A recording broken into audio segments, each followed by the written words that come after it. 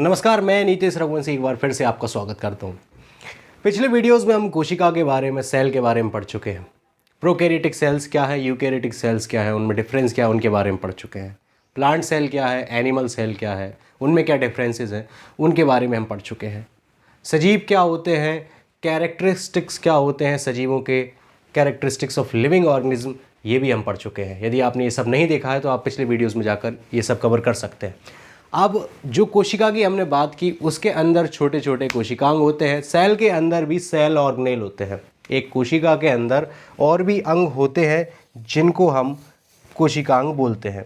ये केंद्रक है। केंद्रक के अलावा mitochondria, ribosome, endoplasmic reticulum, lysosome, chloroplast, बहुत सारे कोशिकांग हैं जिनमें से जो मुख्य हैं, जो कंपटीशन एग्जाम्स में पूछे जाते हैं, साइंस में पूछे जाते हैं, उनके बारे में हम थोड़ा सा डिटेल में जानेंगे, ताकि यदि क्वेश्चन थोड़ा डीप आता है तो हम उसको सही कर सकें। और आज हम एक बहुत ही खास, बहुत ही महत्वपूर्ण कोशिकांग की बात करने वाले हैं, और उस कोशिकांग का नाम है माइटोकॉन्ड्रिया। हिंदी में उसको हम सूत्र कणिका कहते हैं। अब क्या है माइटोकॉन्ड्रिया, उसके बारे में हम विस्तृत चर्चा करते हैं।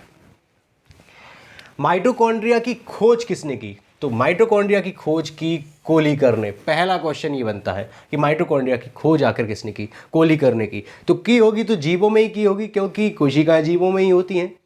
कोशिका से ही तो जीव का निर्माण हुआ है, तो कोई ना कोई वो जीव रहा होगा, और वो जीव कीट था, कोई इंसेक्ट था। उसकी लीनियर मसल्स जो है, रेखित मांसपेशियां जो है, उनमें इसकी खोज की थी कोलीकर ने। तो ये हमें पॉइंट याद रखना है कि माइटोकॉन्ड्रिया की खोज की कोलीकर ने, साथ में कहाँ की? कीटों की रेखित पेशियों में इसकी खोज की गई। ये बहुत ही महत्वपूर्ण है और यहाँ से क्वेश्चन आता है।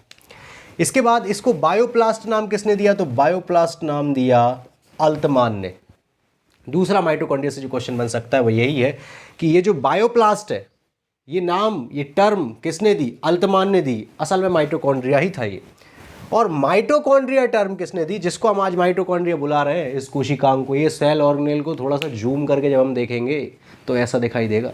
और ये 3D स्ट्रक्चर होता है, बनाया 2D पर है मैंने। ये 3D होगा माइटोकॉन्ड्रिया, क्योंकि सेल भी तो 3D होती है। तो ये माइटोकॉन्ड्रिया जो टर्म है, ये टर्म किसने दी? ये टर्म हमेशा से नहीं थी, किसी ना किसी ने नामकरण किया होगा इस सेल ऑर्गेनेल को कि इसको क्या बुलाना है, इसको बुलाना है माइटोकॉन्ड्रिया। और ये टर्म किसने दी? सी बैंडा ने। ऑप्शंस आएंगे आपके पास, ए बैंडा, बी बैंडा, सी बैंडा, डी बैंडा, इस तरह के ऑप्शंस नहीं आएंगे। लेकिन हमें याद रखना है कि माइटोकॉन्ड्रिया जो टर्म है वो किसने दी? सी बैंडा ने। ये 3 पॉइंट हमारे क्लियर होने चाहिए। खोज किसने की? कोलीकर ने की। कहाँ की? कीटों की रेखित मांसपेशियों में। पहला पॉइंट। दूसरा, बायोप्लास्ट नाम किसने दिया? तो बायोप्लास्ट दिया अल्तमान ने। तीसरा क्वेश्चन जो पूछ सकता है कि माइटोकॉन्ड्रिया टर्म किसने दी? तो माइटोकॉन्ड्रिया टर्म दी सी बैंडा ने। डी बैंडा याद मत कर लेना, सी बैंडा है। अब हम इसका चित्र देखते हैं, क्या ये पिक्चर कह रही है।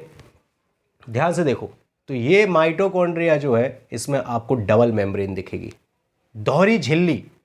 माइटोकॉन्ड्रिया में दोहरी झिल्ली है। एक तो ये बाहरी झिल्ली आपको दिख रही है, आउटर मेम्ब्रेन आपको दिखेगी, और एक है अंदर वाली झिल्ली, जिसको हम इनर मेम्ब्रेन बोलेंगे। आउटर मेम्ब्रेन और इनर मेम्ब्रेन। अब ये इनर मेम्ब्रेन को आप ध्यान से देखो। ये इनर मेम्ब्रेन, ये जो द्रव है, ये माइटोकॉन्ड्रिया के अंदर एक द्रव है, जिस द्रव को हम क्या बोलते हैं? मैट्रिक्स बोलते हैं। इस द्रव को क्या बोलते हैं? मैट्रिक्स बोलते हैं। क्या होता है मैट्रिक्स, क्या क्या होता है इसमें, उसकी चर्चा हम अभी करेंगे। लेकिन ये जो द्रव है, इसको क्या कहते हैं? मैट्रिक्स।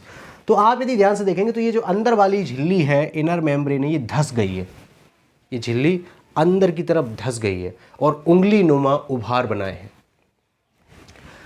जो उंगली नुमा उभार है वो अंदर वाली झिल्ली पर है, और इन उंगली नुमा उभार को हम क्रिस्टी कहते हैं। तो माइटोकॉन्ड्रिया की आंतरिक सतह उंगली के समान मैट्रिक्स में धंस जाती है, उस रचना को क्या कहते हैं? क्रिस्टी। ये भी एक क्वेश्चन बनता है कि माइटोकॉन्ड्रिया में जो आंतरिक परत है उसमें उंगली नुमा उभार पाए जाते हैं, उनको हम क्या बोलते हैं? तो उनको बोलते हैं हम क्रिस्टी। एक क्वेश्चन ये बनता है। क्रिस्टी के अलावा ये जो द्रव है, इसको हम मैट्रिक्स कहते हैं। अब इस झिल्ली पर आप देखिए, जो आंतरिक झिल्ली है, और आंतरिक झिल्ली धंस गई है, क्रिस्टीनुमा संरचना हो गई है। इस पर भी आपको ये संरचना दिख रही होगी, टेनिस के रैकेट जैसी ये संरचना आपको दिख रही है। तो ये जो पार्टिकल्स हैं, इनको हम कहते हैं F1 पार्टिकल्स या ऑक्सीसोम। तो ऑक्सीसोम या F1 पार्टिकल कहाँ है? इनर मेम्ब्रेन पर है, और इनर मेम्ब्रेन पर भी क्रिस्टी पर है, ये हमें याद रखना है। इसके पास खुद का डीएनए है। जो कोशिका का केंद्रक है उसमें तो डीएनए होता ही है और बहुत जरूरी है डीएनए, लेकिन कुछ कोशिकांग ऐसे हैं, कुछ क्या है, माइटोकॉन्ड्रिया और हरित लवक। तो ये जो माइटोकॉन्ड्रिया है इसमें इसका खुद का डीएनए होता है और सर्कुलर डीएनए होता है। ये हमें याद रखना है कि इसके पास स्वयं का डीएनए है, स्वयं का आरएनए भी है और स्वयं के खुद के राइबोसोम पार्टिकल भी हैं। लेकिन टाइप याद रखना है 70S, 70S प्रकार के राइबोसोम होते हैं। और जब हमने प्रोकैरियोटिक और यूकैरियोटिक कोशिका में अंतर पढ़ा था तो हमने पढ़ा था कि प्रोकैरियोटिक कोशिकाओं में 70S राइबोसोम होते हैं, और प्रोकैरियोटिक कोशिकाएं जो थी, प्रोकैरियोटिक सेल्स जो थी, वो कम विकसित कोशिकाएं थी, अल्प विकसित केंद्रक था। सर्कुलर डीएनए इसमें है, इसके पास स्वयं का 70S राइबोसोम है और स्वयं का आरएनए है। अब यदि हम इस कोशिकाओं को देखें तो इसके पास स्वयं का डीएनए है, मतलब ये रेप्लिकेट कर सकता है खुद से, इसकी संख्या बढ़ा सकता है, स्वयं का डीएनए है, ये विभाजित हो सकता है। इसके पास स्वयं का आरएनए है, इसलिए स्वयं का आरएनए है, स्वयं का डीएनए है, स्वयं के राइबोसोम है, रेप्लिकेट कर सकता है। तो पहले तो एक अवधारणा यह भी चली है कि माइटोकॉन्ड्रिया जो है एक तरह से आप इसको अलग जीव मान लो, ये अलग ही जीव था, जीव कह लो, प्रोकैरियोट कह लो, कुछ भी जो कम विकसित एक कोशिकांग, ये बाद में सेल में एंटर कर गया और तब से लेकर अब तक साथ में है, एक अवधारणा है ये। तो इससे हम याद रख पाएंगे कि राइबोसोम भी होगा इसके पास, डीएनए भी होगा इसके पास, आरएनए भी होगा इसके पास। अब बचता है मैट्रिक्स। तो मैट्रिक्स में क्रेब्स चक्र के एंजाइम है। आखिर ये क्रेब्स चक्र क्या होता है? देखिए, कोई भी सेल है उसको एनर्जी चाहिए, जो भी सेल के अंदर फंक्शंस हैं, जो भी मेटाबॉलिक एक्टिविटीज़ कोशिका के अंदर हो रही हैं, उसके लिए एनर्जी चाहिए, बिना एनर्जी के नहीं हो सकता। तो ये माइटोकॉन्ड्रिया में वही एनर्जी बनती है, वही ऊर्जा बनती है, और जब ये ऊर्जा बनेगी तो उसमें कुछ ना कुछ रासायनिक अभिक्रियाएं होंगी। कोई प्रोडक्ट ए होगा, उससे बी बनेगा, बी से सी बनेगा, सी से डी बनेगा, और एक चक्र चलते चला जाएगा। लेकिन ये क्रेब्स चक्र चलने से पहले और भी बहुत सारी रासायनिक अभिक्रियाएं होती हैं, और ये जैव रासायनिक अभिक्रियाएं, क्योंकि माइटोकॉन्ड्रिया जीव के अंदर हो रही हैं, लैब में नहीं हो रही हैं। तो उस समय एक चक्र चलता है, एक साइकिल चलता है। कोई प्रोडक्ट था, उससे कोई प्रोडक्ट बना, फिर और मध्यवर्ती यौगिक बने, वापस वही प्रोडक्ट बन गया, तो और ये साइकिल चलते रहता है। तो इसको हम क्या बोलते हैं? Krebs cycle. माइटोकॉन्ड्रिया में जब इसको बहुत ज़्यादा डिटेल में हम रेस्पिरेशन पढ़ेंगे तब समझ आएगा। तो जब रासायनिक अभिक्रियाएं होती हैं, और रासायनिक अभिक्रियाओं में समय लग सकता है, यदि एंजाइम नहीं होंगे तो ये एंजाइम क्या करते हैं? वास्तव में प्रोटीन होते हैं। ये एंजाइम अभिक्रिया की, रिएक्शन की जो दर है उसको बढ़ा देते हैं, जो रेट है उसको स्पीड देते हैं, अभिक्रिया के वेग को बढ़ा देते हैं, जल्दी जल्दी अभिक्रिया, क्योंकि ये बहुत तेज़ी से होना चाहिए, रेस्पिरेशन कंटिन्यू चल ही रहा है। तो क्रेब्स चक्र के लिए एंजाइम चाहिए, और वो एंजाइम माइटोकॉन्ड्रिया के मैट्रिक्स में है। समझ आया? इसीलिए इसका कार्य क्या है? भोज्य पदार्थों का ऑक्सीकरण। जो भोज्य पदार्थ है उनमें ऑक्सीडेशन होगा, ऑक्सीजन से क्रिया होगी, और जब भोज्य पदार्थों का ऑक्सीकरण होगा तो भोज्य पदार्थ टूटेंगे। भोज्य पदार्थ टूटेगा, जैसे ग्लूकोज है तो ग्लूकोज टूटेगा, फोटोसिंथेसिस में बना, अब उसे तोड़ना है ऊर्जा के लिए।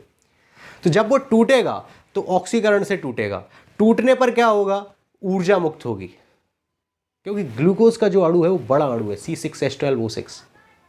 अब उसमें से हम कार्बन डाइऑक्साइड को अलग करें, वाटर को अलग करें, तो बॉन्ड्स टूटेंगे, बॉन्ड्स टूटेंगे, एनर्जी होगी, और जो एनर्जी रिलीज होती है वो ATP के रूप में होती है। अब ये ATP क्या है? ATP असल में एक मॉलिक्यूल ही है, अणु है, एडिनोसिन ट्राइफॉस्फेट। अब ये अणु अपने आप में ऊर्जा है। यदि हम इसमें से एक फास्फेट कम कर दें तो क्या होगा? Adenosine diphosphate. एक फास्फेट अलग हुआ, तो फास्फेट जब जुड़ा हुआ था और अब जब वो अलग हो गया है तो ऊर्जा निकलेगी, जो बॉन्ड की एनर्जी थी। और यदि एडिनोसिन डाइफॉस्फेट से एक और फास्फेट निकाला जाए तो एडिनोसिन मोनोफॉस्फेट। तो कुल मिलाकर ये क्या है? एक मॉलिक्यूल है। ऊर्जा का निर्माण हो रहा है एटीपी के रूप में, करेंसी है ये। ऊर्जा वही किसी भी रूप में हो सकती है, ये एटीपी के रूप, मॉलिक्यूल के रूप में है। इसीलिए इसको कहते हैं कोशिका का शक्ति ग्रह, पावर हाउस ऑफ सेल, क्योंकि यहां पर पावर जनरेट हो रहा है, एनर्जी जनरेट हो रहा है, इसीलिए इसको हम कहते हैं कोशिका का शक्ति ग्रह। तो भोज्य पदार्थों का ऑक्सीकरण किया इस माइटोकॉन्ड्रिया ने। कोशिका का शक्ति ग्रह यही माइटोकॉन्ड्रिया। और माइटोकॉन्ड्रिया क्या है? दोहरी झिल्ली से घिरा एक कोशिकांग है, सेल के अंदर पाया जाने वाला सेल ऑर्गेनेल है, जिसमें द्रव है, उसको मैट्रिक्स कहते हैं। मैट्रिक्स में क्रेब्स चक्र के एंजाइम होते हैं। जो अंदर वाली झिल्ली है वो धंस जाती है, उंगली नुमा उभार बनाती है, उनको कहते हैं क्रिस्टी। क्रिस्टी पर जो पार्टिकल्स पाए जाते हैं उनको F1 पार्टिकल या ऑक्सीसोम कहते हैं, टेनिस के रैकेट की जैसी संरचना है। इसके पास खुद का डीएनए है, खुद का आरएनए है, खुद का राइबोसोम है, 70S राइबोसोम, इसीलिए ये खुद ही रेप्लिकेट कर सकता है। कुल मिलाकर अर्धस्वशासी उपांग है, पूरी तरह से तो नहीं लेकिन अर्धस्वशासी, खुद में शासन कर सकता है। अर्धस्वशासी उपांग, उसके पास है खुद का इतना मटेरियल कि ये सब कर सके, तो इसलिए हम उसको कहते हैं अर्धस्वशासी उपांग। और जंतु कोशिका का सबसे बड़ा सेल ऑर्गेनेल कोशिकांग माइटोकॉन्ड्रिया ही होता है, क्योंकि उसमें क्लोरोप्लास्ट होता नहीं है जंतु कोशिका में। ये बात हम पहले ही कर चुके हैं। तो इस सबको एक बार हम रिवाइज करते हैं। और रिवाइज करने से पहले यहाँ देखो, ये बहुत सारे माइटोकॉन्ड्रिया हैं, सूत्र कणिकाएं हैं, इनको हम सम्मिलित रूप से कॉन्ड्रियोसोम कहते हैं। एक बार फिर से देखते हैं, रिवाइज करते हैं। सबसे पहले खोजकर्ता कौन है माइटोकॉन्ड्रिया के? कोलीकर। कीटों की रेखित पेशियों में इन्होंने इसकी खोज की। सेकंड क्वेश्चन, इसको बायोप्लास्ट किसने बोला? अल्तमान ने। थर्ड क्वेश्चन, माइटोकॉन्ड्रिया ये टर्म किसने दी? सी बेंडा ने। अगला क्वेश्चन, ये अर्धस्वशासी उपांग होता है क्यों? क्योंकि इसके पास डीएनए है स्वयं का, सर्कुलर, स्वयं का आरएनए है, स्वयं के 70S राइबोसोम है, तो अर्धस्वशासी उपांग है। जंतु कोशिका का सबसे बड़ा उपांग माइटोकॉन्ड्रिया। मुख्य कार्य क्या है? भोज्य पदार्थ का ऑक्सीकरण करेगा, कोशिका का शक्ति ग्रह है, पावर हाउस ऑफ सेल है, एटीपी के रूप में ऊर्जा बनाएगा। माइटोकॉन्ड्रिया का यदि हम स्ट्रक्चर देखें, संरचना देखें, तो बाहरी झिल्ली, आंतरिक झिल्ली धसी हुई है, क्रिस्टिनोमा संरचना बनाती है, उस पर है F1 पार्टिकल। इसके पास स्वयं का, ये आप देख सकते हैं, सर्कुलर डीएनए है। और माइटोकॉन्ड्रिया में पाए जाते हैं क्रेब्स चक्र के एंजाइम। यहाँ से हमें एक बात और सीखने को मिलती है कि क्रेब्स चक्र कहाँ चलता है? क्रेब्स चक्र चलता है रेस्पिरेशन में, क्योंकि माइटोकॉन्ड्रिया में रेस्पिरेशन होगा, श्वसन होगा, और प्रकाश संश्लेषण हरित लवक में होता है। और चाहे वह जंतु कोशिका हो, पादप कोशिका हो, ऊर्जा तो दोनों को चाहिए, इसीलिए माइटोकॉन्ड्रिया तो दोनों में ही होगा। धन्यवाद।